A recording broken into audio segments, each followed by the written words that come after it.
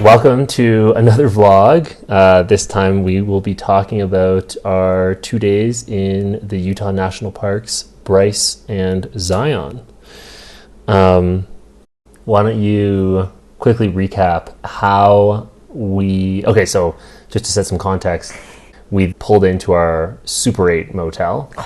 We had waffles. We had waffles the next day. It was incredible. We finally opened up our maple syrup. Yeah, opened up maple syrup we've been carrying around for like 3 months. Brought all the way from Canada. Anyways, so we're figuring out, okay, what should we do with our 1 day in Zion? Yeah. So, I love this story because I think it's just the opposite of the intention of the video. So I'm reading up on blogs of 1 day in Zion. You know, it's a massive park. So what do you do if you only have a day? And Will pulls up a video from the actual national park, like made by them, produced by them, with a bunch of park rangers talking about what to do at the park when you're arriving, what to expect, etc., etc. And the park ranger is saying, you know, when you're coming to the park, there's more to experience than just long lines, and there's more to experience than just Angel's Landing with the Narrows. Let me let you in on a little secret. Everybody and their selfie stick is here for angels. Gets packed tighter than a can of sardines out there. And you don't strike me as a type. And immediately Will and I go, let's Google those hikes. Yeah, we're here for 1 day. It's off season. We should probably just do one of those two. Yeah, so she was trying to say, like, there's other things. Don't get bogged down with these two hikes that everyone comes to the park to do. And then Will and I decided that's one of the hikes we will do. Yeah. So we looked into both, and originally when we set out, we thought we might be able to get both done. But turns out they're very long hikes. So I think we made the right choice with Angel's Landing, which is a 9-kilometer hike, not a loop, but up and back, and about 500 meters of elevation. Angel's Landing is what we decided, but then when we got to the park, we'll want to explain so we get to the park. We get there what we thought was pretty early after, going to a grocery store to buy our lunch. And the park ranger was like, we just closed the parking lot to get up to Angel's Landing. So instead, there's a walk here that you can do. Usually there's 2, but one's being closed for controlled fires. Or you can kind of drive up the canyon or not canyon, but drive around the park, and there's some other hikes, which didn't quite click to us at the time because we were like, no, we're here to do Angel's Landing and or the Narrows. And so he's like, well, you can walk there, but it's like a 4.5-mile walk just to the base, and then you've got to do the hike. Yeah. You could rent bikes, so we rented bikes, and took us an hour to get there because, unbeknown to us, it was a slight or major uphill the entire way. We didn't realize though, because we were just like, that's gonna sound so crazy to people listening that we didn't realize that we were going uphill. No, because we were so just starstruck with like how beautiful everything around us was. We were just so like gorgeous. We just weren't looking at the road. We're just looking up and left and right, or behind us or in front of us, but not like the road ever. No, we only noticed on the way back. Yes. When we didn't have to pedal. Yeah, and the whole way back was just like zooming. Anyways, fantastic on the way back. Yeah. In hindsight, we recommend biking through, actually. It's a beautiful way to experience the 360 views. Yeah, in hindsight, it was actually a blessing in disguise that we couldn't drive and we had to rent bikes because the biking around the park was just so beautiful. So we get to this hike. Yes. And it's noon at this point, and it's essentially peak summer, in my opinion. It must have felt like 22 degrees. Yeah, with the sun. We wish we had shorts on. We immediately stripped down our puffers and things and started climbing. Just Stairmasters. Yeah. At least there was a view.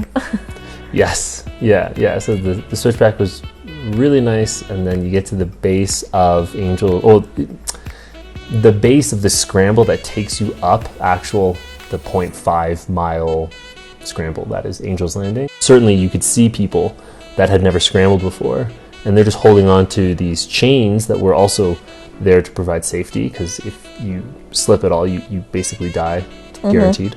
Or no, you definitely die guaranteed.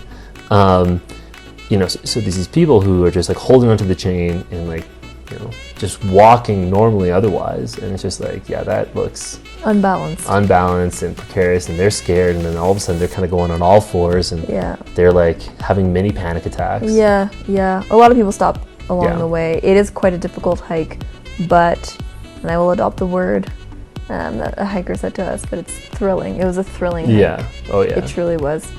And I think it looks scarier in the videos. Like I remember looking back on the footage that we have and will show, and thinking, wow, that looks way scarier than how I felt in the moment. Like I was so sure of myself and my foot. I never once felt scared. Yeah.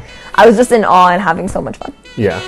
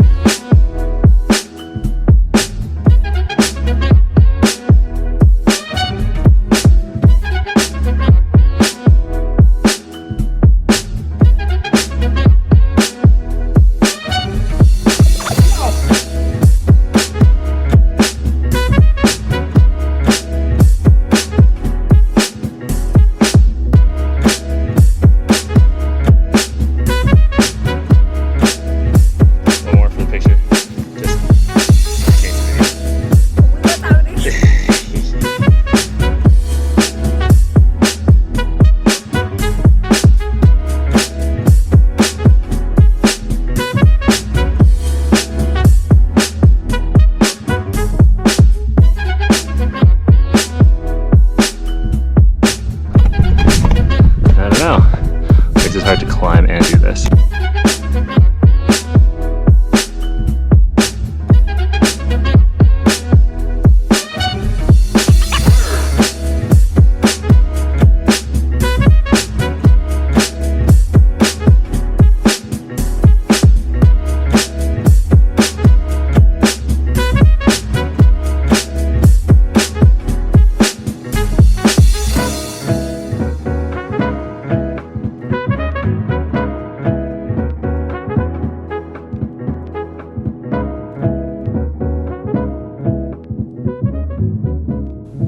So, ditto. Angel's Landing was wicked.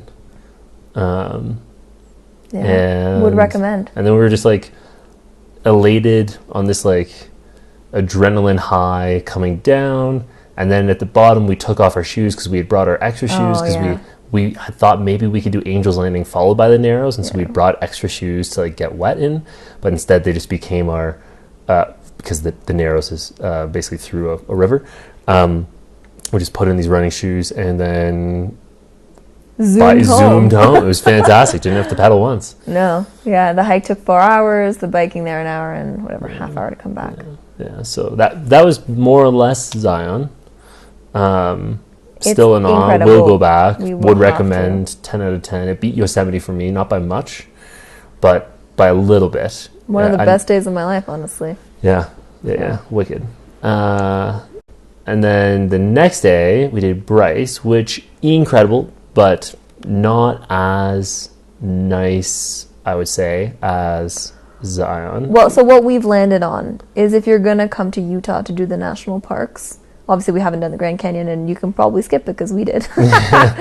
But start with Bryce Canyon because it is incredible. Yes. Yeah. And you know, you're taking in these magnificent views. It's a little bit smaller. It's doable in a day.